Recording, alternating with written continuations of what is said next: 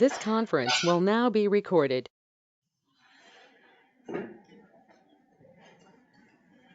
Yeah, I'd like to call our meeting to order. It is 9:06 on Monday, March 25th, 2024. This is a hybrid format meeting of the OBMT. I'd like to welcome everyone who's joining us here and remotely. We're going to start off with roll call. We'll start with board members and then staff and finally members of the public. Please state your name, your license number, and your location. I'll go ahead and start. I'm Beckett Rowan. I am the board chair. I use they, them pronouns, and I am from Cresswell. Maria Carol, public. I'm Carol Gray. I'm an LMT board member, vice chair, Portland, Oregon. Melissa Fulfer from Baker City, Oregon, board member. I'm Ray Riley from Astoria, Oregon, board member, LMT number 26355. I'm Scott English, public member from Dallas, Oregon. I'm Bob Ruark. I'm the executive director for the board. Jeff Annalannon, compliance and licensure manager for the board. Mitch Breedlove, compliance specialist for the board. Ekaito Dosaneta, Aruna, policy analyst for the board. Lori Lindley, the assigned attorney, assistant attorney general for the board. Okay, and let's open it up to members of the public. I'm Lisa Hamilton, massage therapist, Portland, Oregon, license number 3257. Lisa, could you put your if you can, put your LMT number on the screen so that they can get it for the record? Yes. By your name, thank you. Melissa Davido, Portland, Oregon, LMT number 15905. My name is Ann Nutwell. My license number is 22093. Pronouns are she and her.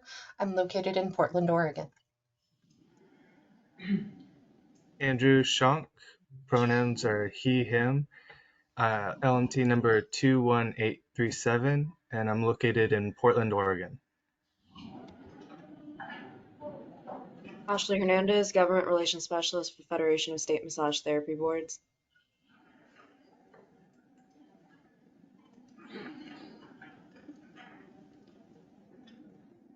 Christy. Or Elizabeth.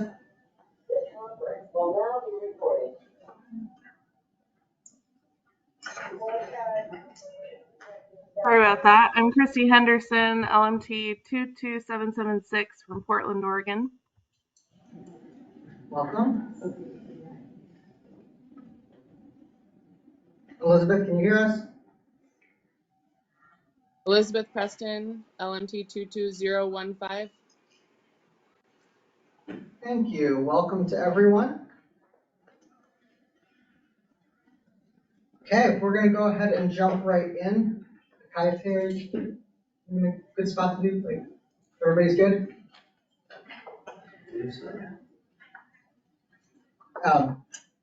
First off, is there any discussion on this agenda? Okay, then can I get a motion to approve the agenda?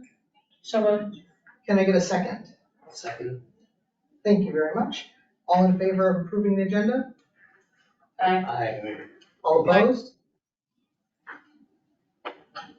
Motion carries. Okay, and we're going to go ahead and move into approving the minutes from last meeting. Do we have any discussion regarding those minutes? Okay, can I get a motion to approve? motion to approve the minutes for January 22nd, 2024. A second. Thank you. All in favor? Aye. Opposed?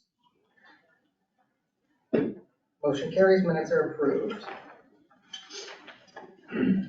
Okay, then we are going to go ahead and move into board business.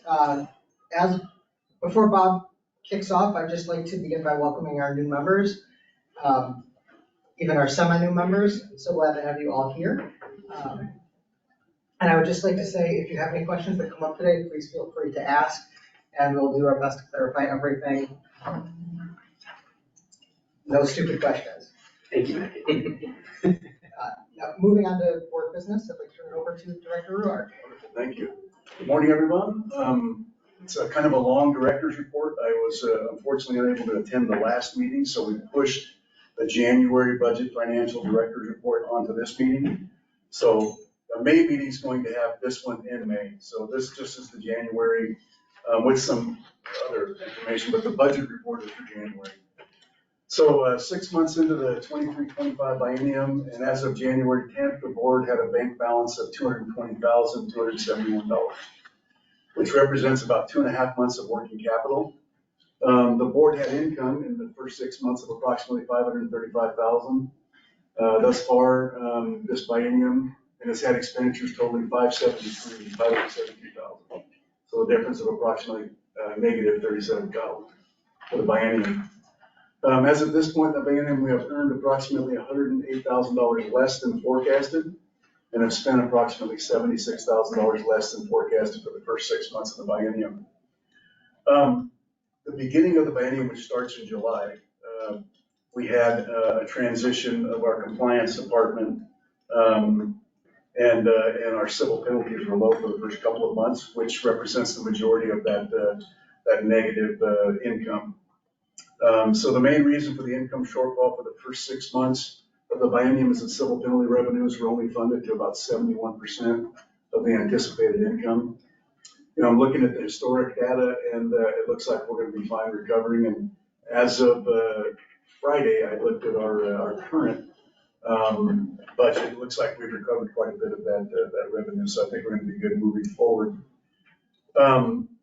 We're also slightly underfunded in application fees, initial licensure fees, and renewal fees. But the cool thing about this biennium is that, we look at the entire biennium, so taking a snapshot for the first 6 months is not necessarily representative. We look at the trend and previous bienniums, and I think we'll recover most of that later on, especially when schools graduate and things like that. So, What do you think that's due to? Is it just an influx of licensing happening? I'm just curious. Most schools are running about half of what they did So they pre-COVID. haven't recovered from COVID? Some of them have chosen not to add back some of the extra programs that they were running. Okay. Some of them, just the programs there's some programs that are struggling in different ways. Yeah. Numbers are going to be. What school is closing? Yeah.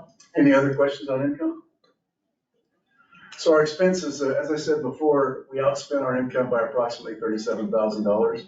And it was because of two main factors. We had an increase in computer-related expenses and a rather large increase in state assessments. So when anything that we do that we require to go through the state, we're a semi-independent board, so we don't have to go through every program the state offers. But the ones that we do, the state charges us for those programs. And one of them is Microsoft 365. It was a required update that we all switched to M365. Last year was a $10,000 expenditure for us, and this year it was $17,000. So, and that was unanticipated. And we had some other expenses that were unanticipated. The nice thing about it is that we do all those state assessments at the beginning of the year, at the beginning of the biennium. So I know that, we've already paid them. So we're not going to go in the hole more in those areas. So we should be good in that particular area. So we also had a very fragile IT system that required a lot of maintenance and upkeep. And, maintenance and upkeep equals expense, right? One of my goals when I became the executive director was to strengthen our IT platform and to ensure continuity of operations. We had some starts and missteps getting it done, just simply because of our system and how it worked. But it required us, we moved to DAS IT, which is the state IT system, and it required us to have a one-time purchase of about $17,000. That's for all new laptops and things like that, all new computer systems and things like that. That's a one-time expense. the nice thing about being with DAS IT is that our monthly fee is going to cover replacement computers every 2 years or every 3 years, whenever they replace them. Nice. So we'll not have that expenditure moving forward. We're also saving about $1,000 a month, and that's on the low side. Sometimes our old IT person would charge us more, but just on the initial monthly service fee, we're saving about $1,000 a month. So we should recoup that in about 17 months, right? Recoup that expenditure. I will say that the cutover, the DAS IT cutover went really well. I'm going to let Mr. Van Lannen speak about that. He has some of that in his director's report, but it went really well, and we're happy with it. Any questions about expenses? Okay, I'll talk about board member recruitment. So executive appointments in the governor's office moved 3 candidates for Senate confirmation. One candidate is our board member, Maria Odle, who was reappointed for her 2nd term on the board. Congratulations, Maria. The other 2 appointments were to replace board members and former board chair Krista Rodriguez, who has completed her 2nd and final term on the board, and to replace board member Shannon Gall, who resigned about mid-term. All 3 of those candidates were confirmed by the Senate and are here for this board meeting. I would like to officially welcome our 2 new board members, Ray Riley and Melissa Fulfer. I'd like to thank Maria for her continued hard work and dedication to the OBMT. I'm also going to announce that our public health care member, Dr. Rami Leos, has resigned his position on the board, so we have a position available. It really is. It's a difficult one. Recruiting for board members and filling open positions, especially those who are public member positions, have proven difficult, especially that position, because it's got to be a health professional regulatory board member, but a non-LMT. So it's a difficult one to fill. Can I ask a question about that requirement? Do they have to be currently practicing and licensed, so they can't be somebody retired? Retired and licensed? Well, if they're licensed, they have to be maintain licensed. their They have to maintain their Yeah, license. But they don't Their have to be CE. practicing. they have to be licensed. If you know someone that's in retirement, maybe you could get a license. Their licenses are expensive. So I attend monthly meetings with other small boards, commissions, health professional regulatory boards, and every one of those meetings, we come up with new strategies to try to recruit. In fact, we did a joint presentation that we submitted to a recruiting program that they had, and they are using that presentation to try to recruit board members for us. So if anybody knows anybody who's in a healthcare profession that would like to be a board member, I have them give me a call. Hey, when you're going to these meetings, does it ever come up as a problem that we have a shortage of healthcare providers?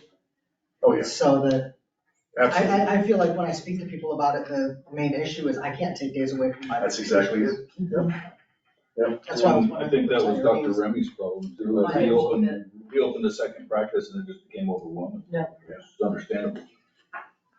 Yeah, it's a difficult position to be in. I mean, it takes a unique situation for someone to be able to make that commitment. So it's statutory though that they have to be licensed? Correct. Okay. Yep. Can it be a nurse or does it have to be an MD? Absolutely. Yeah, it can be any healthcare. Any healthcare. Yeah, any healthcare, yeah. It could be a CA.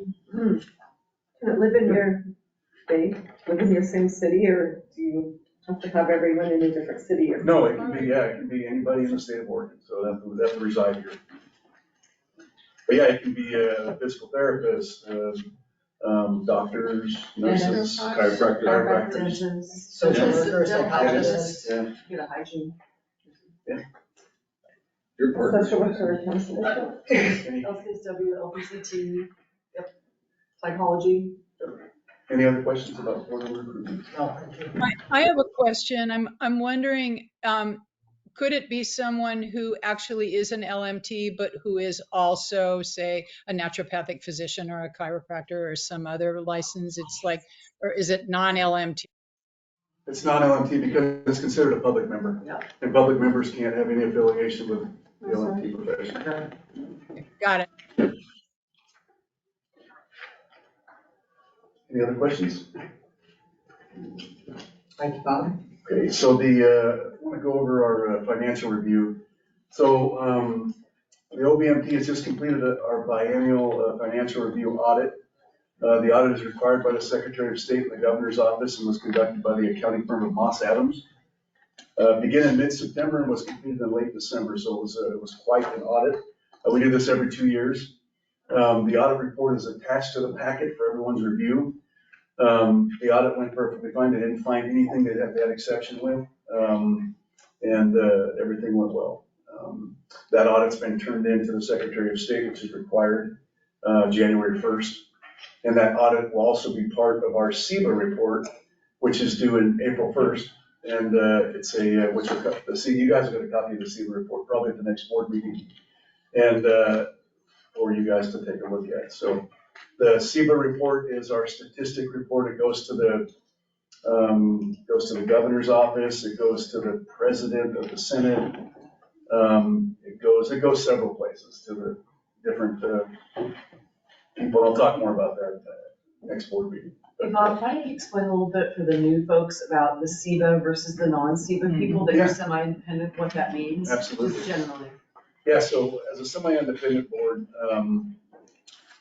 several years ago, the legislators decided to try this program where these smaller boards that don't have a lot of money, and they make enough money to operate themselves, to allow them to operate more like a business than a state agency. Most state agencies have to go to the legislative session to ask for money, and they have to submit their budget proposals and all that type of stuff. So they picked a handful of these boards and said, you're going to run your board like a business, basically. But you have to abide by these particular laws, but it's not all of them. So we have the ability to hire, contract with who we want to contract with, and do different hiring practices and things like that. So basically the bottom line is that what we make as a board from our licensing fees, our civil penalties, and all of our income streams, is what operates our board. So the state can't take the money, because sometimes they do a thing called a sweep, where if you have too much money, they'll be like, oh, I need that money because we need to balance the budget, right? And, but on the other side, we can't ask for more money. So we can only spend what we have, much like a business, right? So that's the difference. And there's not very many, like 7 of them or something? Yeah, there's about 8. There's a new one now, Okay. yeah, so there's about 8 of us. And they all meet as a separate little entity, Yeah. because they have that specialty. Because we're unique, I mean, we have to get audited every 2 years. Like this is the audit here. We have to fill out these SEBA reports. So most boards have to go before the legislative session and ask for money, and anytime they increase staff, they have to go there and things like that. We don't have to do that, but they make us do the SEBA report, which outlines everything for the last 2 years. And we have to give it to them, and they review it, and they may call us in anyway and say, hey, we got some questions about the report, but they very rarely do that. So, thank you. Yeah. Was this a different accounting firm than we used last time? No. Same one? Same one. So.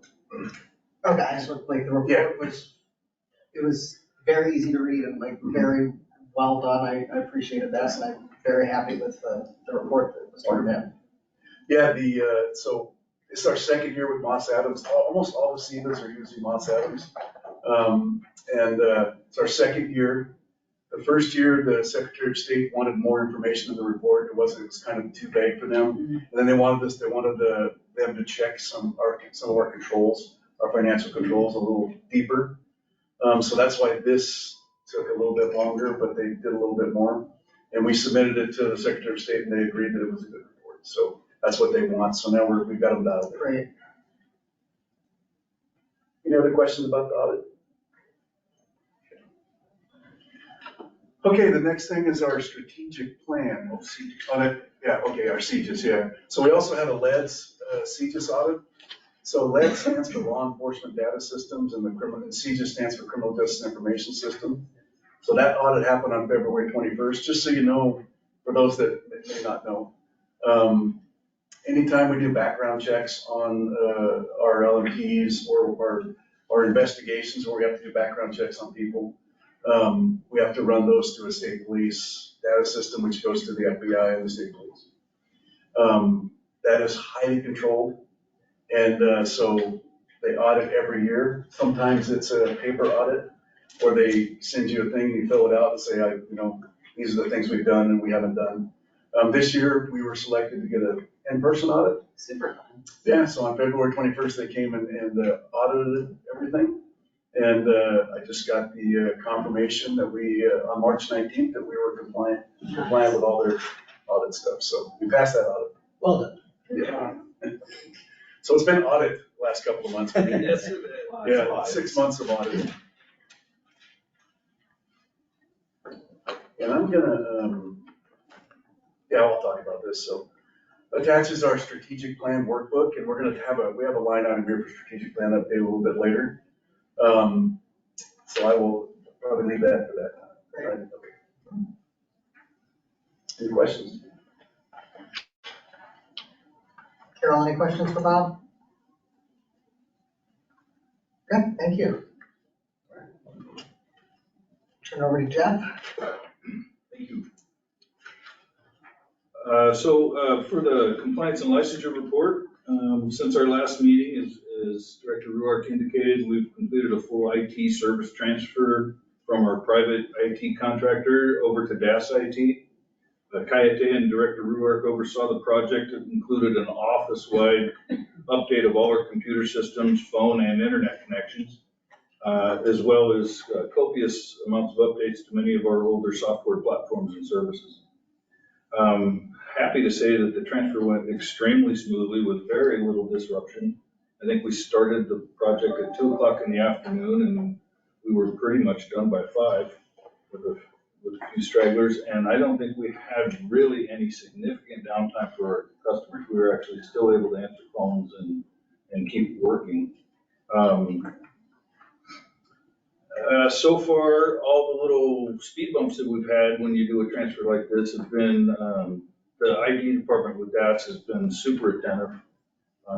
They'll even log in remotely with you and fix your problem and get things set up. And I don't think we've had a single hiccup that didn't get fixed within 20 minutes or less. The internet was down for a couple hours. Right, again, outside their control. But everything that's in their control, they've been extremely responsive. So the staff and myself are very pleased with the changeover. It has improved our abilities when we do work remotely as well. So overall, this switch has been very positive and certainly an improvement over our previous services.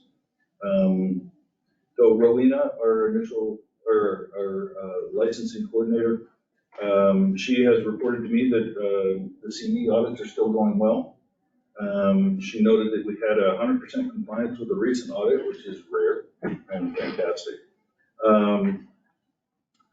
You will start seeing some of our investigations into those CE audits in the near future. Mitch is working on a couple of those cases now for the board to consider for possible disciplinary action. Our meetings with FSMTB, the Massage Establishment Task Force, have continued of late, and we have gotten to the point where we've developed a draft model policy, a best practice guide, some sample forms, and other materials as a result. And those, I believe, we're going to be presenting at the next FSMTB Summit. Our directors, which meeting is the next meeting, Bob? Well, one of the big ones. Yeah, and it's next month. Yeah. Bob and I will be heading to Savannah, Georgia for that. Oh yeah, well, I'll just add that we're basically flying down, staying for one day, and flying right back. It's not nearly as much fun as you might think. As it sounds. And the goal is to present these drafts that the task force has compiled, to get feedback from the directors and from other states, and then we'll be meeting again to take any of those suggestions into account and hopefully come up with a final product here in the near future. Because Oregon is one of the few states that actually does license facilities. We're ahead of the game, but there have been a lot of things I've learned in this process that I think that I would like to bring to the board once we have a final product to consider whether or not we want to adopt some of these things and make some changes in our own program. So that's on the horizon. Compliance remains steady. Compliance specialist Breedlove has been, I've been getting him out into the field to conduct investigations. as well as he's doing our, what I call in-house investigations, which are, as you've seen in the past, some of the ones about background issues, and the CE audits, for example, more of a paper investigation than a field investigation. And his training is coming along fantastic. Mitch has reported to me that our civil penalties and collection payments are positive and steady. And the only other thing I've put in here, and I'm a little premature, is that our DOJ attorney is going to retire Lori, and we are going to miss her tremendously. But we got one more meeting. Okay, yeah, you'll have me and the new replacement. Her name's Angela Hunt. She was an attorney for the Colorado Massage Board. Oh, So she comes with experience with massage, and she knows a lot about unlicensed practice. And they had similar issues that we have here. So I think she'll be a good fit. She's younger, has more energy than me, so. You'll have to prove that. And that's my report. Are there any questions on the licensure and compliance report? Jeff, I just wanted to clarify for our new board members, when they're talking about the CE audits, that's, we're talking about license renewals. You're randomly selecting so many per month and making sure that we actually complied with our license requirements. Because you don't have to actually prove that you did those CEs when you renew. So got it. you I understand. So about 10% of all renewals are pulled at random. I think actually our computer system just generates them, and then we go through and just ask all those people to send us their proof. And like I said, we got 100% on one recently, which is fantastic. That hardly ever happens with my other clients, FYI. No, Always it's have CE cases. And you know, I think a big factor in this was when we reduced our CE requirements during COVID, and then we reinstated them post-COVID. The reinstatement, some people weren't properly prepared for, oh, that's when I renew and now I need 25. And so we had a few ne'er-do-wells in there that may have cut some corners, but I think it's overall, it's improving, and I think it'll get back to our normal levels of compliance in that area in the future. Maybe we're probably already there. In the Facebook. Yes, it is. We know. So, yeah, and because we have 3 very new members, we'll try to explain some of those procedural things. And Scott, because you're not a massage therapist, we'll try to fill in some of those gaps too. So if you're hearing things, acronyms. I apologize for the acronyms and the assumptions. I did the same learning curve when I came. Yeah, exactly. Thank you, Jeff. Thank you. Bob, All right, yeah. So 2 things. I want to talk about our strategic plan, or the board's strategic plan first, but I also want to say that between 2 meetings ago and this meeting, I was asked to attend the FSMTV strategic planning workshop to help them build their strategic plan. So I went there for a day, maybe 2, and it was an honor to be asked. I mean, there was several of their board members and myself and a couple other executive directors were asked to give input into their strategic plan. So they were able to build their strategic plan as well. So attached is our strategic plan, the workbook with updates on progress, timeframes, and notes. So the first step in tackling our strategic plan was to have a series of planning meetings with board staff to set some goals, dates, and assignments. Our team began by having our first meeting on February 7th. The board and staff came up with strategies and assignments to accomplish the goals outlined in the strategic plan. I'm going to continue to update the board on our progress, but I will talk to you a little bit about it right now. If you open that workbook, just to kind of give you a little bit on how to operate this, on the bottom, there's these tabs. It says process review, SOP, IMD, leadership. If you click on those, it gives that goal that the board came up with, and then the context description, and then these short-term stopgap measures and things like that. If you can see, gotta get this going. Is this something that lady that did this created for you? This document, or did you? Kind of. No, she created the document. She created. Okay. I created everything. I filled everything else in. Okay, so she gave you the bones. She gave me the bones. I filled everything else in. Part of it was after the meeting. I came back and put some of these goals and opportunities in here.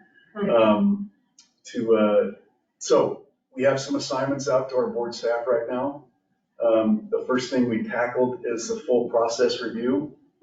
That's something that when I took over as the executive director, I wanted to accomplish. What I mean by that is we wanted to go through everything that we do at the board offices, and make sure that we're doing it, properly and the most efficient that we can. It includes going over all the forms, it includes going over the processes, the way we process things. That's the first thing we started to tackle. Some of the other things, staff growth and leadership, those are things that myself and select individuals are working on. Like Kaite and I have been working on trying to come up with a plan to have a Q&A session where we get online and we'll have people come in and ask questions of board staff so we can answer their questions for them. The idea is to be a place for them to ask that's not online, right? So instead of going on a Facebook page and saying, the board made me mad, and everybody going, the board must be terrible because it made that person mad, we're gonna give them a forum to say, come to this meeting, and if you're mad, tell me why you're mad, and if we can help you, we'll help you, or maybe it's a misunderstanding, which a lot of times it is. So we're gonna start that process. We don't have a time frame yet, but it's in the plan, and it's something that I feel strongly about. There's a lot of information in here. If you'd like, I can go step by step, but I think everybody's had the information. Any questions about the strategic plan and where we're at right now? Kind of in the beginning of it, it's a 5-year plan. Some of this stuff we're gonna be able to cross off pretty quick. It's going to be a continued living document, right? It's always gonna be updated. I'll bring it back to every board meeting for all the board members to be able to have and see where we're at. And if you have this, this will also be posted on our website. If you have this somewhere and you look at it as a board member and say, you know what, I want to know the status of that, you can always call me. Actually, anybody can call me, public or board members. So, any questions about our strategic plan? Do we do a bigger update on this at our business meeting? Yes. Okay, because I haven't been part of the process, like right after one, so we're gonna do it. Yeah, so this is kind of the working document. When we go to our business meeting, I'm gonna give you guys a bigger update, probably more along the lines of a full couple of pages of everything we've accomplished to try to get it going. Right now, this is kind of the living document, so the updates are off to the right where it says notes, and you can see kind of where we're at. Generally, where we're at right now is we're in the process of reviewing things to see how we're going to accomplish the things that need to be done. Most of these say that.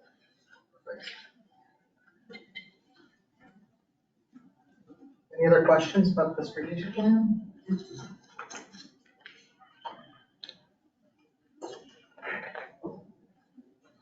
Okay, I think you want me to do this one? Okay. You can start it now, really. What's that? You can start and I can feel it. Okay. So our rules went to rules hearing on March 21st. The proposed rules went to a rules hearing. The minutes for that rules hearing are attached to the board packet here. I was unable to attend because I got pulled away for a meeting with the governor's office. Right when this meeting started, they called and said, we need you to log into this meeting. So I wasn't able to attend, but Kaite was. She can talk about the actual minutes of the meeting and answer any questions you might have regarding what was said. Yeah, it was a pretty good meeting. It wasn't just me. It was people, and that's huge. Thank you to Melissa and Ray for coming in to check it out, see how that usually goes down. With the board did receive 3 written comments, and those are all in your packet if you had a chance to look at it. The 3rd comment was from Donald Chef, and he made some recommendations. Perhaps the board can take a look and see if that's something they would like to implement in terms of accept that comment, make adjustment to it. So yes, and then the other two were pretty out of scope of what was being discussed. I think there was some, because, when you see the rules come out, you assume we're talking about the whole rule, not, people tend not to look at the pieces that are being, or read the instructions. And so there were some objections to the things that were not being talked about. But I did provide some clarification on that, letting them know that that was not the topic in question. But we are happy to look at their recommendation and present it to the board. And so I have also included those comments so that the board can review and see how we could, if there's anything that could be done in the future to implement those recommendations. But other than which, we did have some people make comments at the rules hearing, and feedback. Those are also noted in the minutes.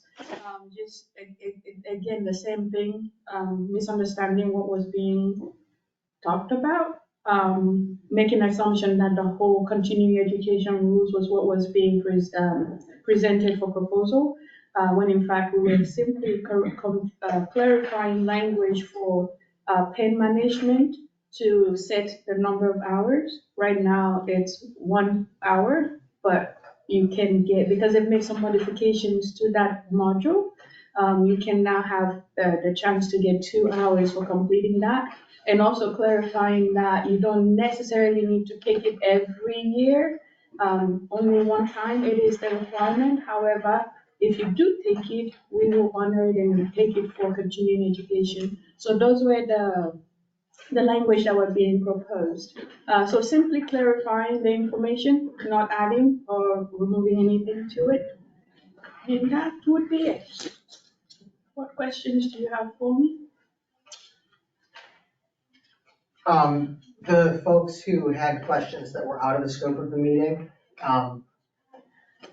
did they loop back around to get their questions answered? Well, I did send them a reply. Okay. Whether or not they, Right, I didn't receive anything back, so I'm assuming they saw it and they were satisfied with my response. But also I brought it to the board, should you wanna add on to it.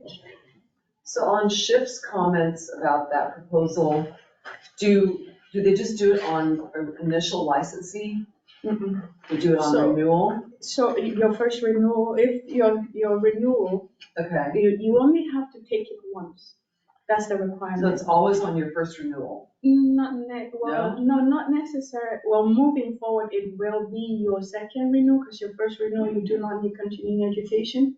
But it's just one. So the way that you're thinking about it is, if you are coming in your first time as a new licensee, of course, it's gonna be on your first renewal. But I think at this point, we have cycled through all of our licensees with their renewal since the implementation of this module, where now if you want to take it, you're welcome to take it for continuing education, is what the statute requires. And we're just clarifying that in our rules. Because I think the wording in the current proposal is confusing. I agree with him. Yes. But his wording might not be correct, because they don't have to take it by their first renewal necessarily, is what you're saying. Correct. So we need to make it whatever the problem, we need to fix that. Yes. So his suggestion is we need to clarify a little bit more, which we can do. Yeah. And then, but at this point, we can clarify it, but we would need the board to make the vote. Direct. Yes, so that we can move it to the final phase of the implementation. And we can correct that stuff. Okay.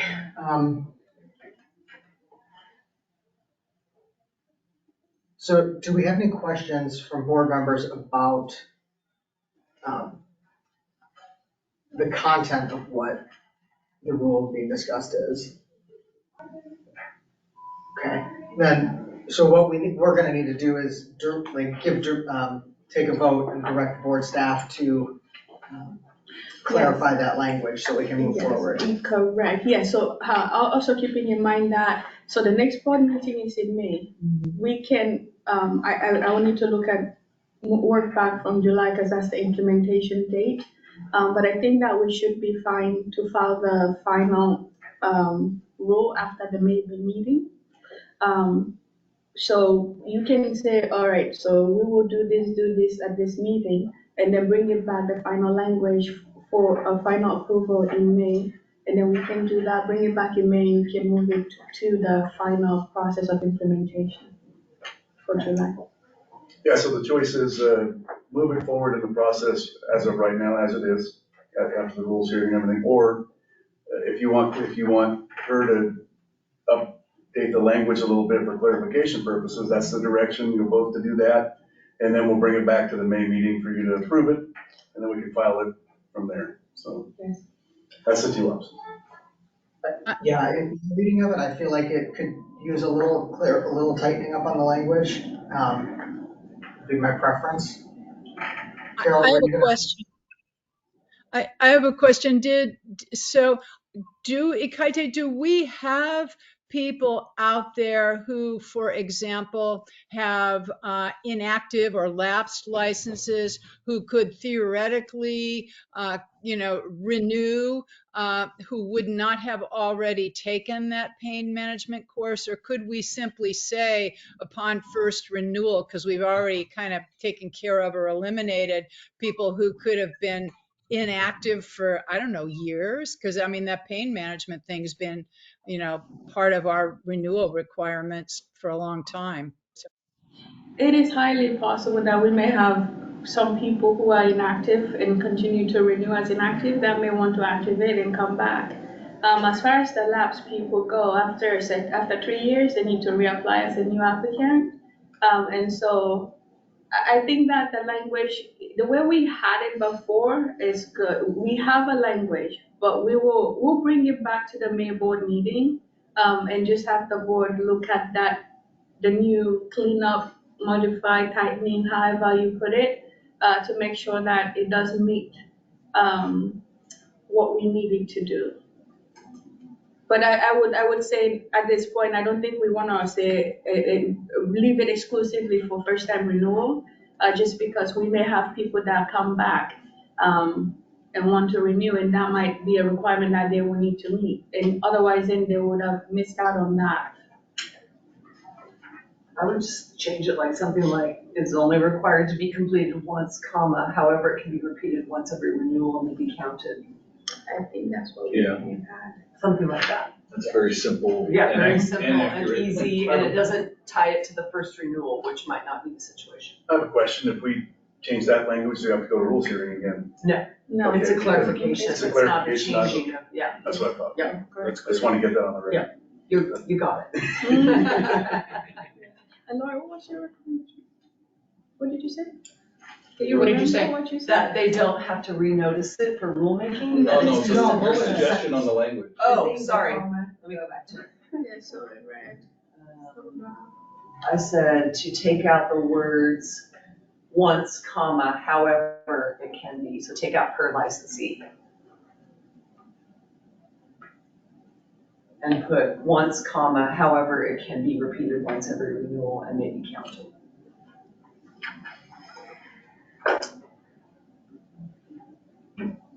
Perfect. All right, we can, if we all agree, we can move this recommendation forward and have the permanent rules filed and call it a day. So I need somebody to make a motion. But we're happy with the new language? Okay. Does Carol have any suggestions? Anything? Carol, did you hear the recommendation? Yeah. I'm willing to move that we direct staff to clarify the language on the pain management rules. Okay, so, no, Carol, hold on. Laurie No? just made a recommendation for the language.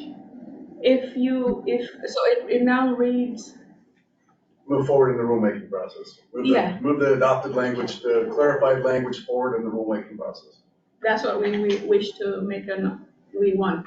Staff Right. wants.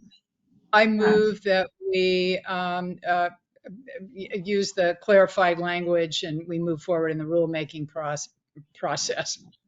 Yeah, Did I get that right? Okay, right. Thank you. All in favor? Aye. Any opposed? Motion carries. Thank you. Yes. All right. I think it's back to me. Let's talk a little bit about the 2024 legislative session. In your packet, there's a sheet that I printed out that shows that this was what they call a short session. It was about 6 weeks. And so when the legislative session meets, Akaite and I pretty much, it seems like it's full time, especially for her, to track the bills and do fiscal impact statements and all the things that need to be done. Just to give you an example, there was 170 House bills and 96 Senate bills in that 6 weeks that went, and there were 501 proposed amendments in a 6-week session. So there's more stats there. It was a busy session. Hold on 1 second, there we go. I'm just gonna go right into this. So the 2024 legislative session convened on February 5th. It adjourned on March 7th. Attached to this, you'll find a summary of the session. Akaite and I attended those meetings, or public meetings, public hearings, completed fiscal impact statements, and worked with other state agencies to track any bills that directly impacted the board or our licensees. Now, I'm gonna spotlight 2 bills here. There are several bills that may have minor implications to our licensees or to our board. Those are mostly language bills. So what I mean by that is they just changed one little word in a bill, and it does impact the licensees, but not to the point where I think I need to spotlight it. These 2 bills, though, I think will impact our licensees. It will certainly impact the board. We have the first one is Senate Bill 1552. This is a 36-page bill. It's one of the smaller ones, okay? So just so you understand, this is tucked into page 30 of this bill, and it applies to all boards and commissions, right? Or all people that license people in the state of Oregon. This bill established a youth advisory group, and part of that bill, entitled Education for Occupational and Professional License, amends our statute 670-280, and it basically says that prior to an individual beginning their education, that their education, training, or an apprentice program for an occupational professional license, a person who is convicted of a crime may petition the board, commission, or agency for a determination as to whether that criminal conviction will keep them from getting a license, okay? So for us, I think we're going to be okay doing this because of the caveats they put into this bill. Basically, they said, the determination is not valid if they have another conviction from the time they get the determination, or if, they lied, several factors, right? Some of the licensing boards like nursing and teachers and things like that have several thousand. I mean, we have 8,000 licensees. Some of these boards have 50,000 licensees, right? They're impacted pretty heavily because potentially when they have a graduating class, a nursing class that has 500 nurses graduating, right? They have to do 500 determinations before they, or before they even attend school. They have to do 500 determinations potentially. That's an exaggeration. I doubt all 500 would have convictions of a crime, but let's say 10%, right? Yeah. So it could be a hefty, it could be an expense. Some of the bigger boards, we're also part of the health licensing boards, which include nursing, a medical board, several of them, dental board and things like that, have kind of taken the lead on this to try to come up with a work session on a brainstorming session for us boards to be able to be consistent when we implement this. So we're talking about rules we're going to have to put in place. How much are we going to charge for a predetermination? What kind of crimes does the board want to exclude people from, getting a license? And fortunately for us, this board has already set forth those things. So basically it says that our board, our rules basically say that we don't judge you on your conviction, we judge on what you've had after your conviction. So how many years since your conviction? What have you done since your conviction? can you give us references of people that say that you're a good person now? So that board, our board has already listed those things out, so I think that's how it's gonna go. It's in the early phases of this. This is not implemented until July 1st of 2025, so we have some time to make some rules work. The only thing this board is excluded from someone being licensed is a registered sex offender. It's specifically in our rules. Prostitution is also one. So those two are the two that specifically are listed in our rules that we, that this board kind of takes a zero tolerance for.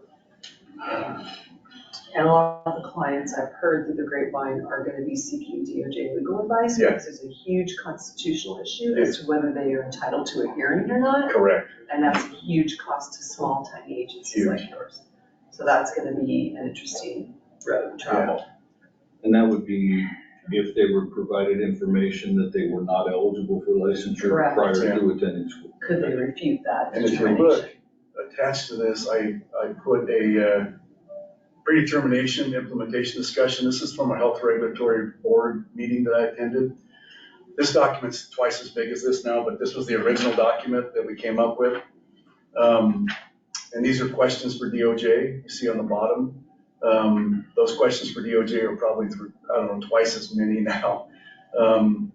This is a living document that's within our meeting documents that us board members, or as us executive directors have. As we have questions, we can go in there and add those questions to it. And then we meet once a month, or sometimes more than that, and we discuss these things. And we've talked about getting a DOJ opinion from one board, instead of all of us boards getting a DOJ opinion, and they might vary a little bit. We're concerned about that, so we're talking about, as a group, saying, here's all the questions that every board has come up with. They've had an opportunity. Could you answer these questions and give us an opinion on how this is going to impact our boards? So I have a couple of questions. I know we talked about, and we're very consistent about how we apply those standards in licensing. Correct. However, I know there's some issues with people who are identified as sex offenders and who have had prostitution convictions, and I know at times we have made exceptions. Well, I can't like disclose. That's okay. That's okay. But I'm not aware of any sex offenders we have. Prostitution. Let me ask you, if we were to have a 40-year-old applicant who had a prostitution conviction at 18, who was like on the street, who was trafficked, who was involved in something like that with no conviction, like I can think of a situation where that person. This board has. We have had that situation. I know we have. So basically the definition of our definition of conduct, I can't remember the term. Yeah, kind of. It's kind of like that. Moral character? Yeah, moral character. It says you've never been a registered sex offender or convicted of prostitution. Now, nothing in our statute or rules keeps someone from petitioning the board and saying, this is my scenario, I'd like to, look, what I mean by that is that traditionally, if you're a prostitute working in the massage industry and you have convictions acting like you're a massage therapist, this board has been very strict about saying, you've been using this profession to be a prostitute, we're not going to accept you. And registered sex offenders, there was a couple when I started, and both of them offended. The board had to revoke them, and they got arrested and kicked off. But the board had given them licenses. This was previous to me being here, and both of them had offended. And those are I feel like the really cut and dry that meet they're in alignment with what we do as a mission of our board, protecting public health. But I also, as somebody who's teaching, I know very specifically about that early teenage prostitution conviction happened. And I also had someone who was a registered sex offender in another state who was a sex offender because was it like 19, they had sex with their 16-year-old girlfriend. They're now 50 years old. The Romeo and Juliet situation. Right, because different state laws register people differently. So I don't think that would have changed how we as a board discuss it or any of our decisions, but I just want to make sure, because this is going through in a bigger context, well, so we still have that latitude. Those two laws, those two you know, prostitution and registered sex offender are in our rule as a definition. So it allows the board to say, no, it's in our rule, we're not gonna take you. But nothing in our statute says that as a sex offender, you can't be a licensee. Correct. And that's what I want to clarify, so that as this moves forward, However, it's not gonna take away our. However, you have to be cautious with those things. You know, I mean, we want to give everybody a fair shake based on, you know, and this board has been very good about that. We've licensed individuals that have had, you know, horrible childhoods with horrible criminal records, but they've been clean for 20 years. Right. You know, the board's been great about that. It's all about how you present yourself after you've made those mistakes or after whatever's happened in your life has caused that to happen. And it's spelled out in our statute. But no, I mentioned those things. They're the only crimes that are mentioned in our rule. And we have had a case where a gentleman was, he was licensed. He had a sex offense as a juvenile. Yep. He had to become a sex offender registered. So when he renewed, he told us that. We said, we need to revoke you because we didn't know you were a sex offender. We went to hearing, the judge said we had to license him as a sex offender. We licensed him, and guess what? He reoffended. Yep. So we've been down this road a few times. Yeah, and like, I just wanted to clarify, thinking of what potential things I've seen happen as an educator. Things come into questions I've had asked from people who are in a program, and then this comes up. So, if a person was in one of those positions, they could still petition us. And it would be just like we do it now, it would just be preemptive. Anybody can make an application to be a licensed massage therapist that has the proper education and those things. If they meet all that criteria, if they have a criminal issue or any other issue that might inhibit their practice at all, it goes to the board. We have specific instructions for our licensing people to say, okay, forward that to the director or to the licensed compliance manager, needs to go to the board and have the board review it. And we coach them. We'll say, hey, if you really want to be successful, here's the 5 things the board is required to look at. You know, length of time since the conviction. Do you have any references? You know, things like that. There's 5 separate line items that, and the board can consider anything. But I know that we've had some pressure from some schools to say, in the past, to say, well, the Board of Nursing has a list of crimes that say you can't be a nurse if you're convicted of these 10, 15 crimes. And we rejected that, saying that's not how we work. You know, we want to give, the board wants to give people the benefit of the doubt based on just what you're talking about. So the board has held fast with the belief that people can rehabilitate, or scenarios that happen to them younger in life might have changed. Or they're a different person, you know, than they were 10 years ago. So the board has held fast to that belief that we want to look at every case. So, yeah, so there's nothing in this that would take away our ability to do that? No. Perfect. And I'll speak from a compliance side who completes the background checks and makes these decisions. Board staff only needs to bring the board a very small percentage for board. So I'm not anticipating a great deal of stress on our systems to be able to do these petitions as indicated in the law. I'll back up a little bit. I can't anticipate how many we'll receive, but we do receive phone calls every once in a while from students or prospective students that kind of want to query what our standards are. I always just refer them to the laws and our rules that cover that. But we don't get that many requests, not too many. And so I think this would be reserved for those who know that they have a significant history and would like to get a thumbs up or down before they invest their time and money in the program. And I understand that, and I think we'll be able to provide that for them. I really do. And the ones that are more difficult or lengthy or have special circumstances will be brought to the board, just like we bring applicants now, to, you know, review that petition. And again, as Director Ruark pointed out, once we make a decision, that stands unless we learn that they misinformed us. They've reoffended in the during school, the 2 years ago school or whatever it may be, or any other circumstances that may develop. So they're going to get re-background upon application as well.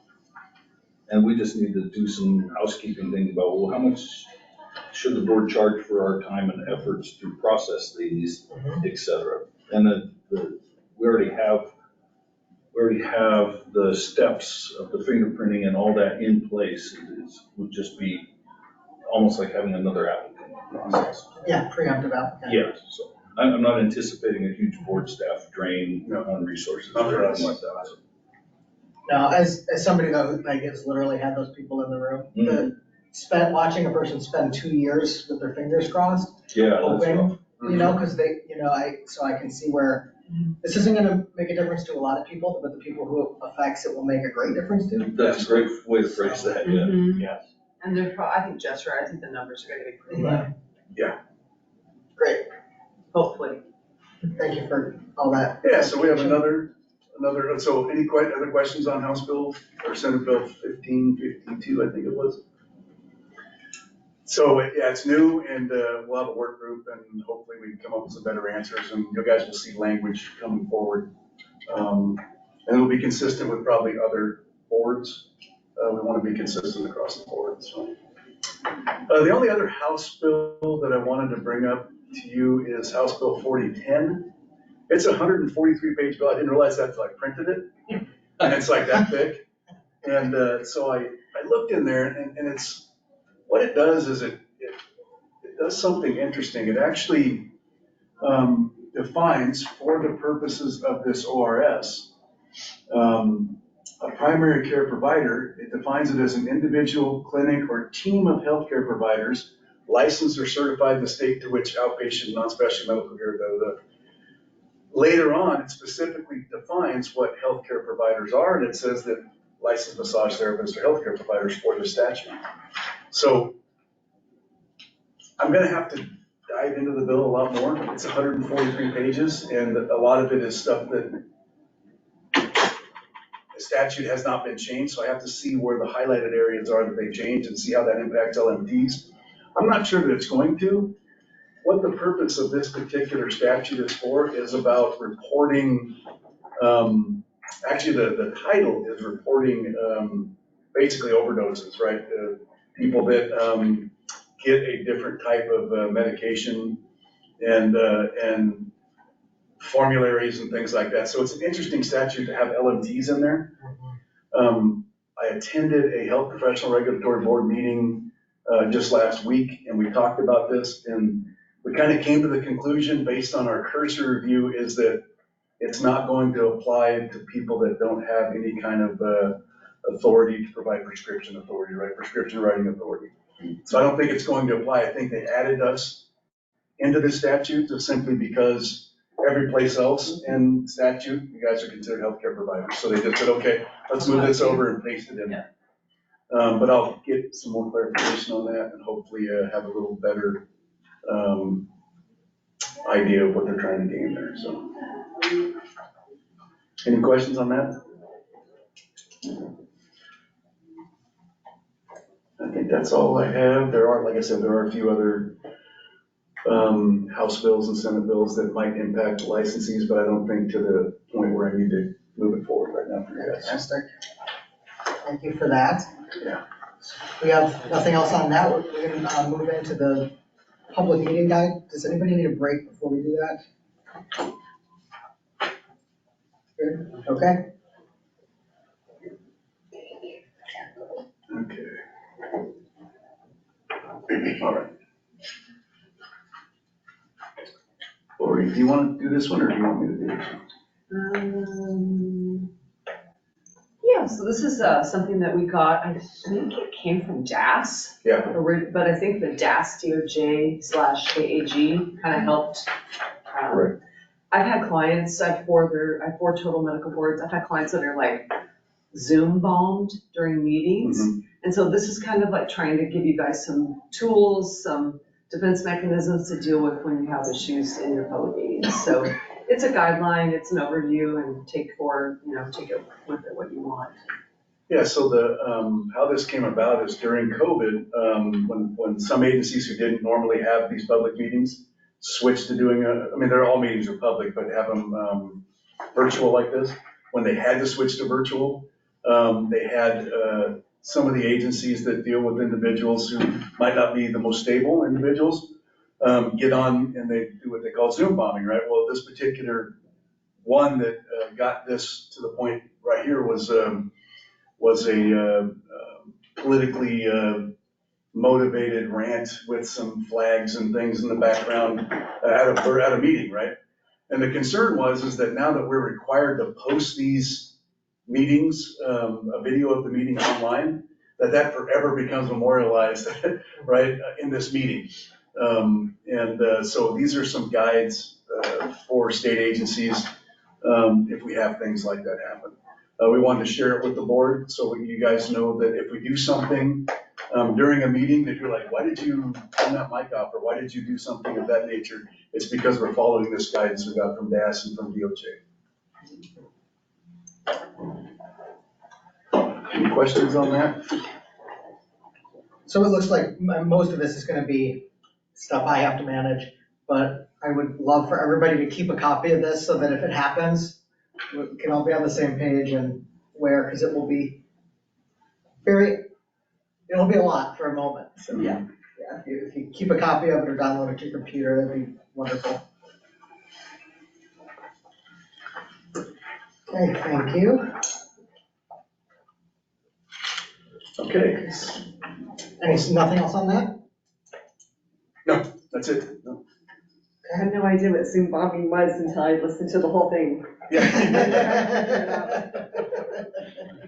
It's very bizarre when it happens. You have to figure out who it is, and then the person has to kick them out. Mm-hmm. Yeah. I'll try and go with the flow if that happens. Yeah. Fantastic. Then we can go ahead and move on to reactivating our committees. I'll start on this one if Thank you'd you, like. Bob, please. So if you look at our strategic plan, there are some things in there like the process review and some things that the board wanted to accomplish, like maybe rewriting some definitions and things like that. And I think it's important that if we're going to be doing that we look at reactivating a couple of our committees that we have. That way the board doesn't get bogged down in a board meeting of trying to write language, which is not really, it's the purpose of the committee is to write that language for you at the direction of the board. So I have a few suggestions for you. If you look at the information that we have in the packet here, 1 second, we're getting used to the computer here. Okay, right here. We provided some expectations. So these are the different committees. I'm looking at maybe the scope of practice committee and the scope of practice committee and the CE committee, because those are two things that are two areas that the board in their strategic plan has decided that they want to look at. So attached to the board packet basically talks about what these committees are, what the purpose of the committee is. It talks about a board liaison. Most committees, I think all the committees have a board liaison. So someone from the board volunteers to go in that committee, not necessarily as a attendee where they're offering input, but clarification. So if the committee starts getting off track, the board attendee can say, okay, well, the purpose of this meeting is for you to look at this specific language and not talk about this other stuff that you guys are talking about. And I usually attend those meetings as well as the CAITE, and we try to keep the committees focused on what their purpose is. Now, we haven't had committees for several years. Committees are appointed forever. My suggestion is that we reopen the committees and refill them because a lot of people have moved on. We've lost contact information for committee members and things like that. So what I suggest the board do is to, I think, to vote to banish those, banish is not the right word, to disband the old committees and start these two new committees and do recruiting for them. I guess that's the best language I could use to describe it. Maybe better. Disband, yeah. Disband is neutral. Yeah. We're starting fresh. Because I would like to, have the board, reactivate these committees and get some people that are interested and not have to track down people from 5 years ago, which is the last time we used the committee. Some have definitely retired. And some have definitely retired, yes. So there's a lot of, and those individuals can certainly apply to these new committees if they want to, if they're interested. And based on their experience, the board will probably say yes, but. Could we disband all of our existing committees and then just reactivate a few and then it's done? Yeah, it's a totally new board, with totally new objectives and things like that. I think, doing that is probably a good idea. Yeah, I think the last committees were formed before COVID. Yes, they were. They were. So that, a lot of change in everybody's lives. 2018, I think was the last committee. Yes, and we definitely need the scope of practice because it's on a timeline. If we do on that statute that we want modified for mandatory reporting to be a part of that next legislative session. So we will need to move pretty quickly. Otherwise it will be, we can do it for a future legislative session, but we will need to get that going. So we will need to do 2 separate votes, I'm guessing, one to disband all existing committees and then one to activate the committees we would like to select. Correct, activate and recruit for. Yeah, recruit for. Activate and recruit for, okay. Should I file a motion to do that? I'll move to disband the previous committees. Second. Okay. Right in there, right? Yeah. Way to go. Motion on the floor to disband all existing committees. All in favor? Aye. Any opposed? Thank you, Carol. Any opposed? Motion carries. Thank you. Okay, and then we definitely want to activate scope of practice and CE at this point. Can I get someone to? Where's our CE? On to scope of practice and CE. I motion. I'll second it. Second. Yeah. Okay, motion on the floor to activate scope of practice and CE mode. Do we need to put recruit in there? Yeah, sure. I mean, if you activate the committee, I recruit. That's just the way it is, so. To activate and recruit. Yeah. Okay. So motion to activate CE and scope of practice committee, all in favor? Aye. Opposed? Aye. Motion carries.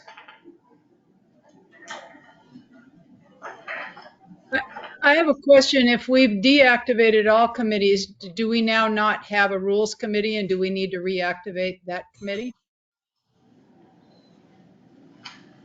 I don't think we need a rules committee at this time. We can reactivate it as we need it, but we might as well do the recruitment as focused as we can so that we can meet that target for scope of practice. Yeah, we will definitely need the rules committee in the future. Maybe we'll probably need all of these in the future.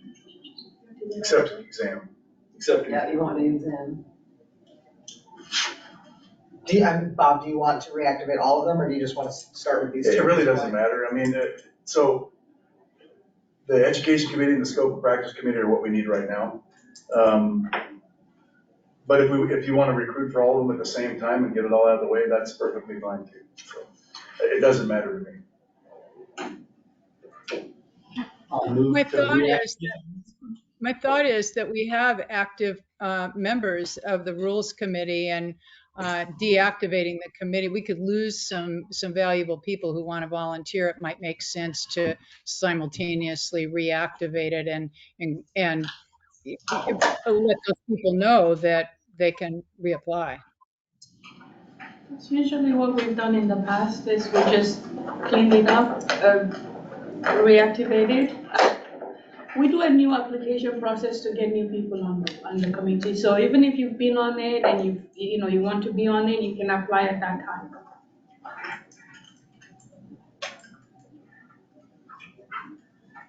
Okay, so let's activate them all. I was gonna say, there's no further discussion, it's just we go ahead and activate all of our committees. Yeah, that's fine. Okay. Can I get a motion? I'll move to activate all committees. I second. All in favor of activating committees? Aye. Any opposed? Motion carries. Thank you.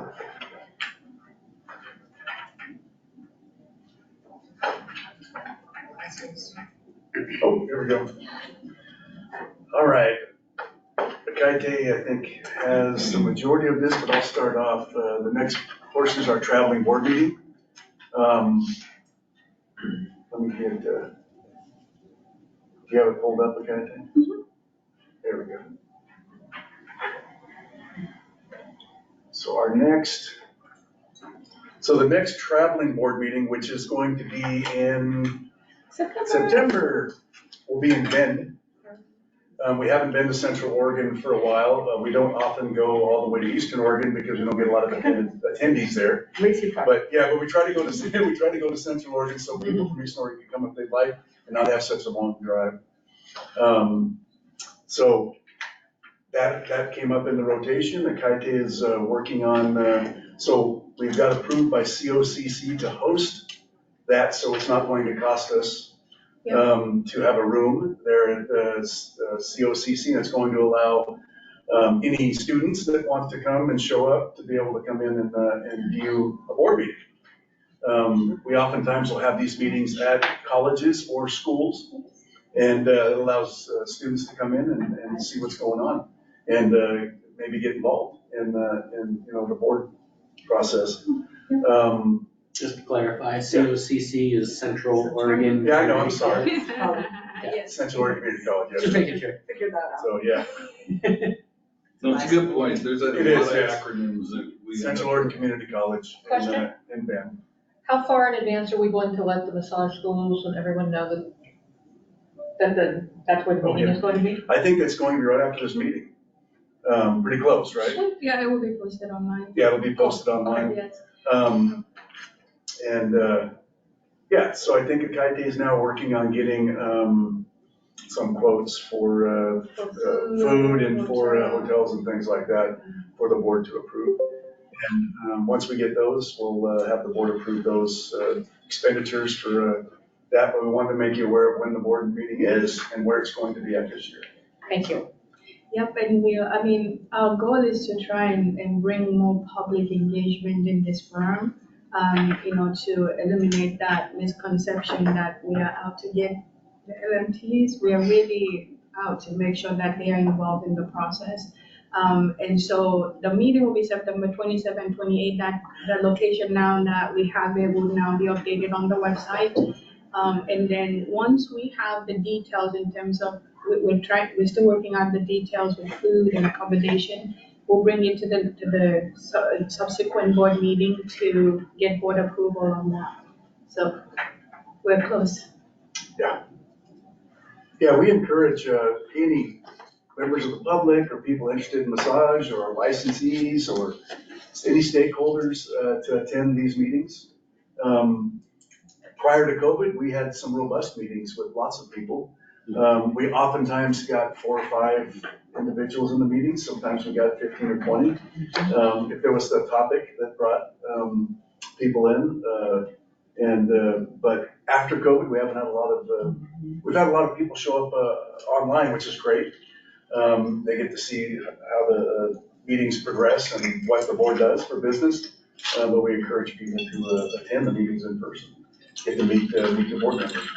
And get CE. Yeah, get CEs, absolutely. I think a lot of therapists are not aware that they get continuing education for attending the board meetings. None of my coworkers knew that. Time for another borderline. Yes. Borderline topic.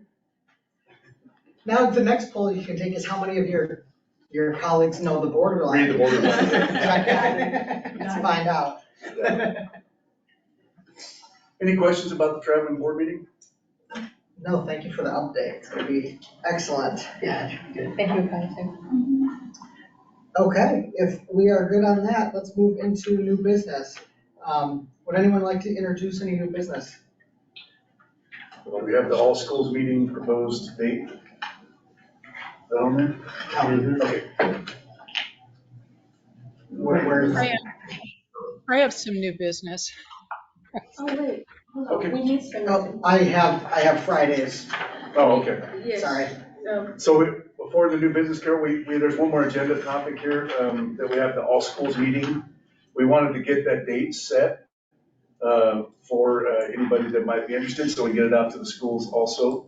Akaite, what date did we, In August. in August, yes, we want to do it in August.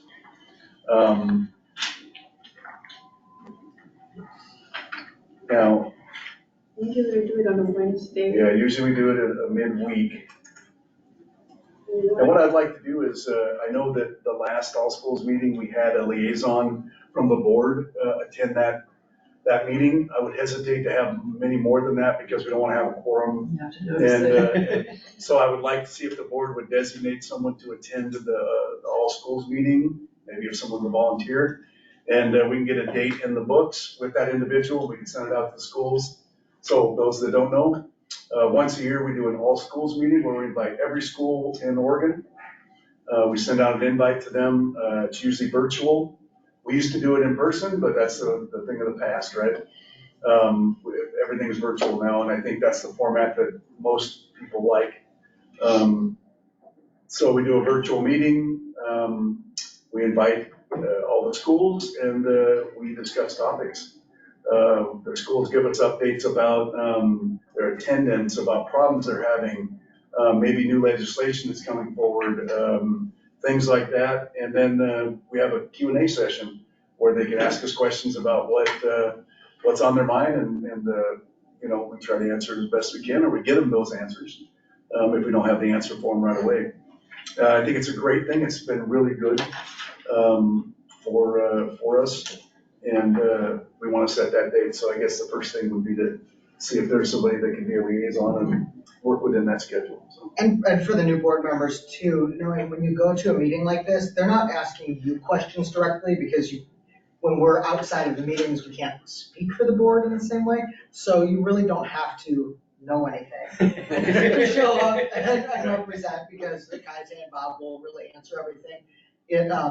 But it is a really helpful bridge between hearing what's going on there and then when we go into our business meeting, having a sense and being able to convey that back to the board. And when you say schools are invited, you mean massage schools? Yeah. Correct. Administrators, Okay. Yeah, the administrators, yeah. not students. Usually the program directors. Yeah. It's all the, sometimes owners and program directors and curriculum development people. It's a fairly small meeting, but we will get 10, 15 people sometimes. And this sounds like something that we are invited to, but it's not mandatory that we attend. Is that correct?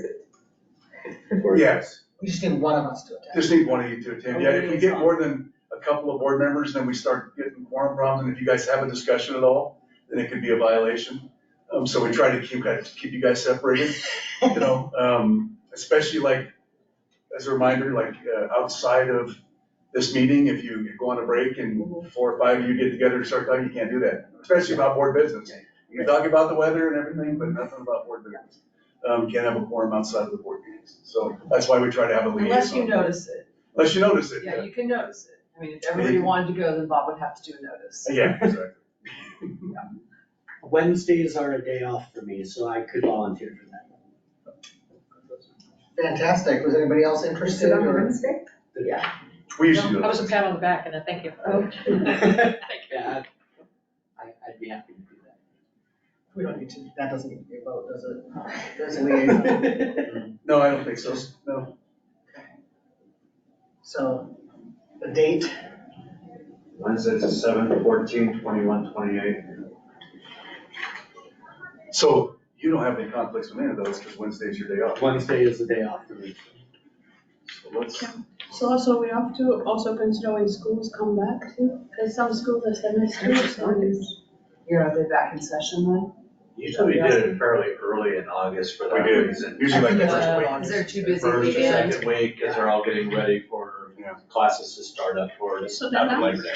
yeah, the last one was the 23rd of August, the last all school meeting. So we could do, let's do right in the middle, the 14th, what do you think? Would that work? For me, I have no other plans. Yeah, just right in the middle, that way, it'll work. It's not the We'll also beginning get of the month. consensus, so maybe we get like 2 dates in case there's conflict with the school, with the Yeah. administrators. Yeah, we could do, the the 7th and the 14th, give them the option between those, and then Yeah. if there's some conflicts, we'll firm it all up a little later and make sure you have that information. Sounds good. Thanks, Ray. Okay. Now we're at the new business. So 14th and the 7th, you said? 7 and 14, yep. Possibility. Thank you. All right, now board business. Sorry, had Friday's internet. Yes, does anybody have any business to bring forward? I do. I'd like to have what may be an unpopular discussion, not about this year, but maybe future years, traveling board meetings. I question the necessity of having traveling board meetings in order to meet with people who perhaps live and practice in less populated parts of the state, given that we now have hybrid meetings and people can participate always in meetings with greater ease than in the past. Now, I understand that part of that traveling meeting is essentially a strategic planning meeting and a board retreat, and that's probably reasonable to do that. But I wonder if we really need to go to the expense of traveling around, given that people have ready access to our meetings all the time, regardless of where these meetings are being held. And I agree with you. I'll certainly agree with you on that. However, I will say that not everybody wants to use video. They want to actually meet in person.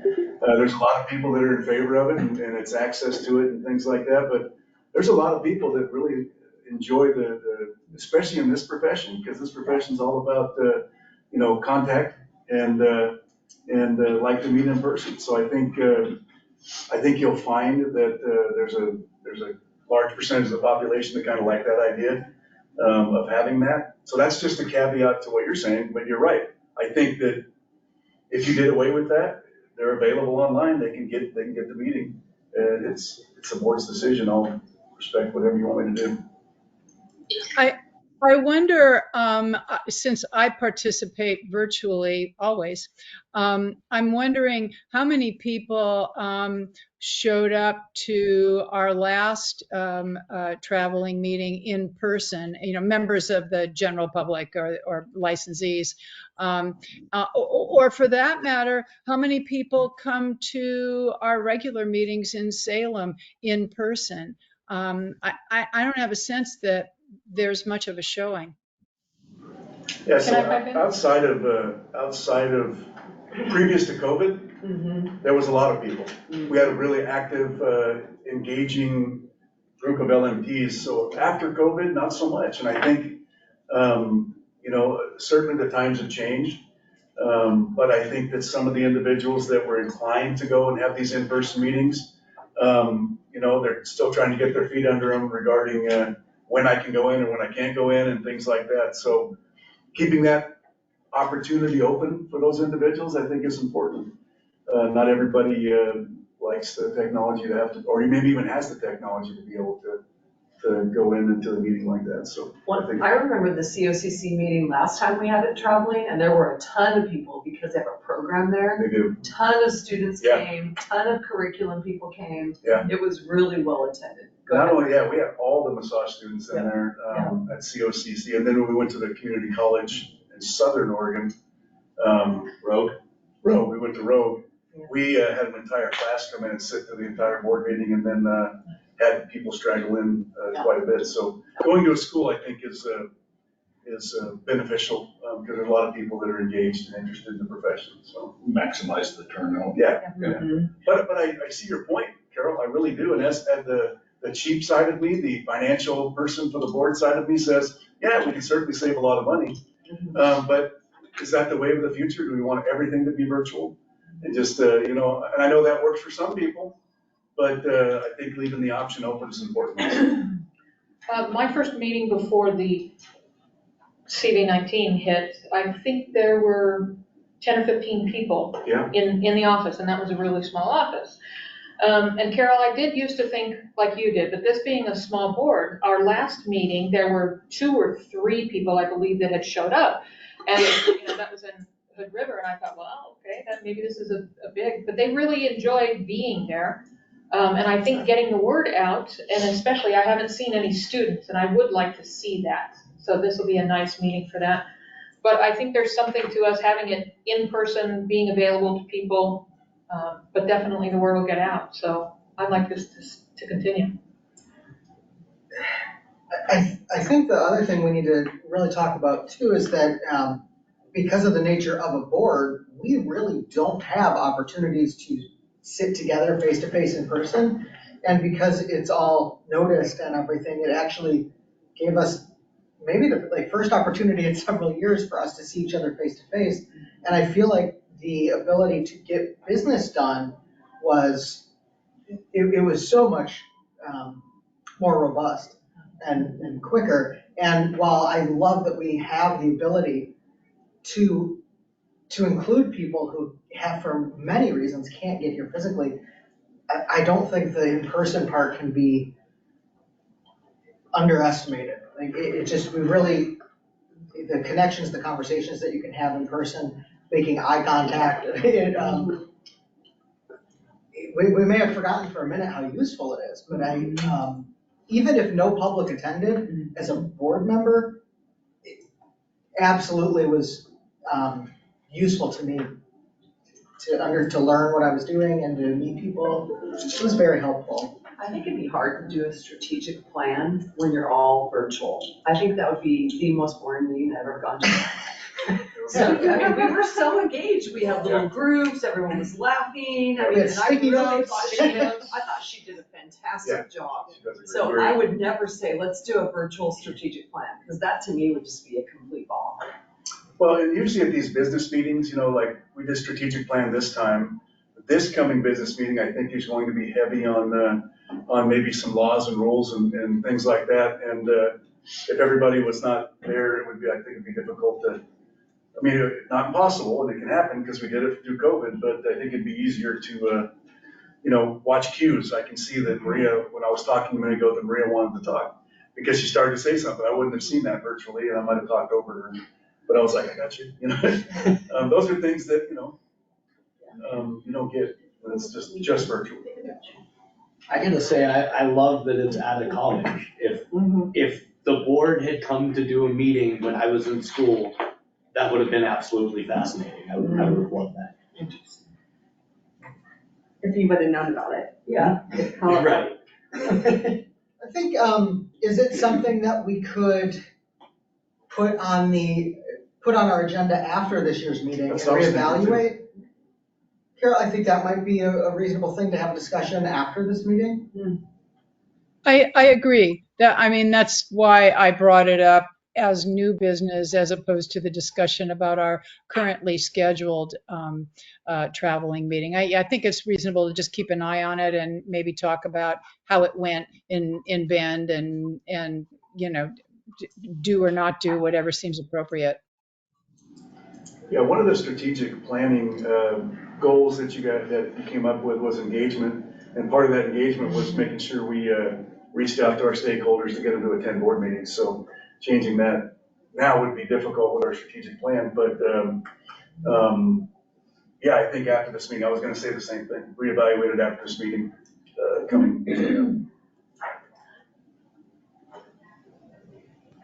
Okay, so any other new business to discuss?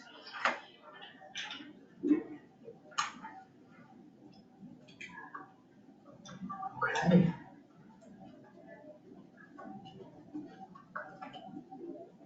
If we have no more new business, we'll go ahead and move on to public comment and correspondence. Yeah. There is some correspondence. We are to the public. We're working through our new computer stuff. So just we have one correspondence in the packet from Amber Richardson. Cryotherapy? Yep. Yes. So for those board members who have not been here yet, we will oftentimes get somebody who writes in to the board. Usually it's one or two letters that they might have a question, sometimes just have a comment. saying, I feel this way, it's just a way for them to make a public comment without having to be here, right? So I answer the majority of these letters, either by email, sometimes the guy answers them, about what the board comes up with, or if the board just says, okay, we acknowledge that, then I'll write them a letter saying the board read your letter, acknowledged it. So you don't have to come up with an answer, that's my responsibility, unless you direct me to say, I want you to answer this way.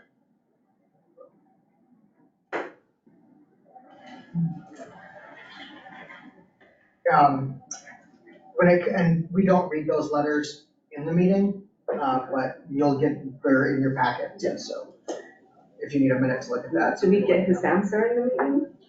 I read the letter. Oh, you're wondering what the answer is? Yeah, we can discuss it. Yeah, That's what you guys have to figure out. Yeah, it's to you, it's to the board. The question is to you guys. Oh, it's Yeah. yours. Did you send a reply to this person already, or after? Okay. This makes me cold. Have we ever been asked this question before? I don't think so. Okay, that's one of my questions. I've been asked this question a lot. Oh, have you? I have. Does it meet the definition of massage? Well, Yeah. yes. Because technically cryotherapy is anything. Well, let's define. Anything with cold. Anything with cold, so ice is cryotherapy. Ice massage. Cold compresses, cool baths, cool hydrotherapy is technically cryotherapy. I taught this class. So See, I went very knowledgeable. So anybody who has to study for the MBLEX is taught that anything with cold is cryotherapy, water is hydrotherapy. But I'm wondering about the specific letter. There is now a lot of branded cryotherapy things like cryo chambers. Yeah. Yeah, I've seen those advertised. Without touch. Right. Yeah. So I would think, and some of them are going to probably be prescription required for medical license, and most of them probably are not. They're going to be like hyperbaric chambers that you can do. So I think we would need to clarify that. But as far as what is taught to massage licensees, anything with cold is technically Within their cryotherapy. scope, right? So that's what they're asking, is it within my scope of practice to use cryotherapy? And the answer is yes. But what if it is a cryo chamber, I think? I can clarify that. You do a little disclaimer So on they there. go in this thing. Yeah, whatever the definition of cryotherapy is, it's probably different in Yeah, every I know. application, right? Yeah, I think that's a really good point. Really good. But let me throw this out there though, we regularly have saunas associated with massage, and one could make the case that a cryotherapy is equivalent on the opposite end of the spectrum. It also, however, does sometimes result in things like fatalities. So it might be something we want to come back and look at. I think in this particular instance, I think they're just asking, can I use cryotherapy in my practice? Now, as a licensed massage therapist, and I know that you want to get specific and say, well, give me details about it. But you guys teach cryotherapy in school, right? The application of cold. Ice massage. That's not how I read this. When I see most people online asking, can we use cryotherapy, they're not talking about ice because they assume we can. And some schools teach that as hydrotherapy. Sometimes that umbrella is listed as hydrotherapy. Cold water. When I see this question being asked repeatedly, and I've had people from around the states send me just personal inquiries like, hey, can we do this at our office? It tends to be about some of the new, more marketable, trendy, extremely cold. We're not talking ice, we're talking about extremely cold things. And so I would want to clarify what she. So I will get some clarification from Amber. Like, I wanna know how are you specifically what you wanna use. using this in your office? Are you using it by a touch technique, or are you putting them in a machine or chamber? Correct. We would want to know that. And it's a machine need prescription. Exact, right. Okay, all right, then we got it. Yeah. We got you. I will say- For massage therapists to use. Just like some have infrared saunas, I have an infrared sauna. But so if I was like, oh, I want this cryotherapy machine, I probably would just get one. I don't think I'd even think about switching. So maybe that's like a very good, My understanding of most of the more extreme cases of that going wrong was user error. there was a really famous case in Nevada a few years ago. An employee at one of those facilities put themselves in the machine and then couldn't get out. Goodness. Oh my God. And they were discovered the next day. That's But horrifying. that's user error, Yeah. and that could happen just as easily in a sauna. Yeah. Or in the hyperbaric chamber, because they can't Hyperbaric get chamber. out, they're locked in. Oh, I see. But I don't know if anyone licenses any of those things. I mean, hyperbaric chambers, I imagine you need some sort of extensive training to be able to use. I would Use not for the imagine that. FDA for any So you medical might be devices. surprised. Yeah. It's a Any medical. type of medical device, the FDA has a listing of it, you can go look up and find the device, and it says who's authorized or who needs special training in order to operate it, say a radiological or something along those lines. But if it's not, it's just open to the public, and then that's where we kind of get wrong with that one. But I think when it comes to like what you were talking about, is it cold, is it compresses, is it hydrotherapy, like that stuff is all clear in our scope. But I would just want to know, I worry if we just say like, well, cryotherapy is part of your scope, that it's not, the way cryotherapy is being used isn't the historical context. Good enough, I got you. Yes. I will get some clarification, and if it's as simple as I want to apply cold packs, or even use, I know they have these coolers that can make areas cold on your body with like pumping water through it or something. If it's things like that, then yes, it falls within your scope, you can use it in your practice. If it's something different, then I'll bring it back to you guys. So, that sound good? Yep. But in general, the reason I sent this specific one here, we've gotten a few in the past, like you said, the trend, it's moving in that direction. Yeah. So I just wanted to just say that now, because we have others waiting to hear Thinking back. about it, yep. Okay. I guess the newer marketing things that comes up, it's gonna be a lot of questions, like the red light therapy is really big right now. All of these new things that they want wellness practitioners to have, and then we're like, well, I wanna add income, so I want all this. Well, and the body sculpting has a cold application with the, whatever that thing's called, and they're moving it around on, that's definitely massage, in my opinion, but it may also fall Cellulite under removal. esthetician. This board has gone through everything since I've been here. Anytime there's a new technique, a new tactic, or a new instrument, that comes to the board. And it'll come back. It'll come back. It'll come back in a different package. You need to check, is it, if they're doing body sculpting, does that fall under estheticians already? And would it be Could be both of us? overlap. But if they use the word lymphatic, then it would, Be massage. right, so it could be multiple It terms. can definitely be. These both. marketers are smart. Yeah, yeah, we've had 10 unit discussions, we've had the light, you know, the laser light, or whatever light. Cold laser. Yeah, the cold laser, we've had just about every discussion. Shamanism. Yeah, shaman, yeah. I'm just telling it like it is. I'm used to it, so I think I can get some clarification for you. Well, we have had people come in and demonstrate for us what they're talking about, so That that was we actually 2013. have a view of what they're talking about. But a lot of massage Shamanism. therapists wouldn't even think to ask, they would just, so I mean, at least this person's asking. Yeah. Yeah, no, Then it's I don't good, know it's how good. many people even know or read emails or update. A lot of people in my profession just don't until it's like, oh my God, it's renewal. What do I do? You are absolutely right. Yes. You are absolutely. You should That's write been an our article on that for the I- newsletter. I told I said, Ekaite, whenever I saw your name on an email, it seemed so like, distant to me, like I'm like, who is this person? Is this like my landlord that just wants to increase my rent? I didn't talk to them. When they talked to me, I said, we need to meet the board so people can see your beautiful face and be like so relatable. I'm like, people think the board are this like distant, and then if I get an email, it's like, I don't know, who is this Ekaite? Well, they think we're so big too, and there's so few of us. Yeah, actually. right. Yeah. Well, that's why our faces will all be at COCC. Carol has a. Carol. Full circle. I have a comment. I didn't know what cryotherapy was when I read that letter, and so I looked it up. And what I discovered is a couple of things, that it's sort of a newer term, and it encompasses many things, including a dermatologist using liquid nitrogen for tissue ablation, or a cold water bath. It could be any of those things. And there are a whole bunch of things that fall.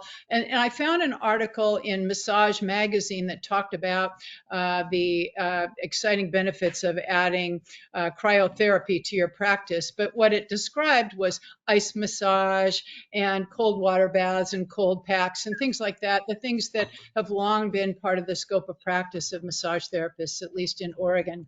And so I think that it's really reasonable for us to kind of get clearer about the terms now that acceptable practices are now considered part of cryotherapy, but there are also other things that are now considered cryotherapy that are way beyond our scope of practice. So I think it's just a new term that has lassoed a bunch of things that we were already doing and some other things that other professions are allowed to do. So anyway, that's just my thought about it. Practice thing and for our committee. I was just gonna say, we got a committee. Okay. Since we don't have any other correspondence, let's go ahead and move on. Members of the public, I just, Oh, hold on. Oh, please, you can do the direction. Say the board directs Eddie to respond. I don't think they need to vote or anything. No, we don't need to vote. They just No, give just her- give the Oh, direction. Just summarize what we're gonna do. Yes, That's what she's Oh. asking for. Thank you. Okay, so the board just, we would just like to direct staff to clarify with the correspondent and determine what the specifics were of the question. Find out more information. Okay. That way I can tell the person, the board did this and would like you hear back from the staff. You want me to say? No, no, Oh, no. okay. She's explaining why she wants it. Got it. That is on record, thank you. Perfect. Okay. Any member of the public who'd like to address the board may do so at this time. Please state your name and license number for the record and keep your comment to 2 minutes or less. So let's go ahead and open the floor to comments.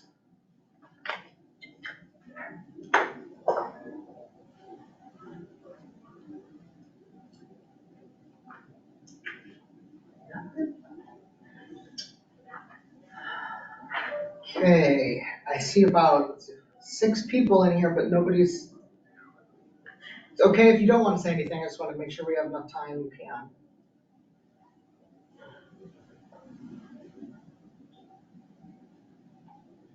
Okay, last call for public comment.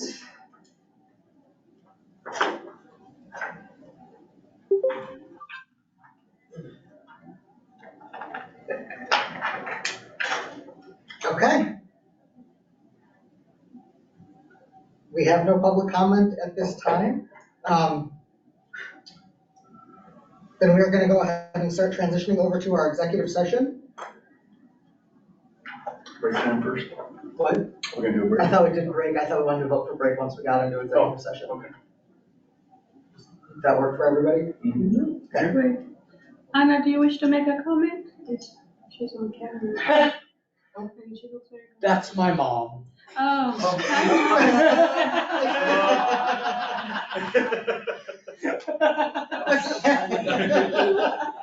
I don't think I've ever heard a board member say that. That's awesome. She's about to be disappointed because we're gonna go into.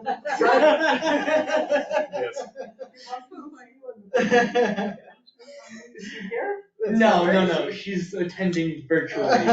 Your microphone is muted, we can't hear you. Okay. But it's no, thank you. Okay. I adore her. So I have to go ahead and read a long script to get us over into executive session. The Oregon Board of Massage Therapists will now meet in executive session pursuant to ORS 192.660 to discuss certain matters of the agenda pursuant to ORS 192.660 sub 2 sub F to consider information or records that are exempt by law from the public inspection, ORS 192.501 sub 4. To review, discuss, and consider written legal advice provided by the Department of Justice pursuant to ORS 192.660 sub 2 sub F, or to consult with counsel concerning legal rights and duties regarding current litigation or litigation likely to be filed pursuant to ORS 192.660 2H. To consider and discuss in executive session information obtained as part of an investigation of a licensee, applicant, or other person alleged to be practicing in violation of the law pursuant to ORS 192.660 2KL and ORS 676.175. No decision may be made in executive session. At the end of executive session, the board will return to open session and welcome the audience back to the room. ORS 687.081 sub 5, prior to imposing a sanction under ORS 687.081 or any rule by the board shall consider, but is not limited to considering, the following factors: the person's past history and observing the provisions of ORS 687.011 to 687.250, 687.895, and 687.991, and the rules of the board. The effect of the violation on public safety and welfare. The degree to which action subject to sanction violates professional ethics and standards of practice. The economic and financial condition of the person subject to sanction, and any mitigating factors that the board may choose to consider. Representatives of the news media and designated staff shall be allowed to attend the executive session. All other members of the audience are asked to leave the room. I see no members of the media at this time.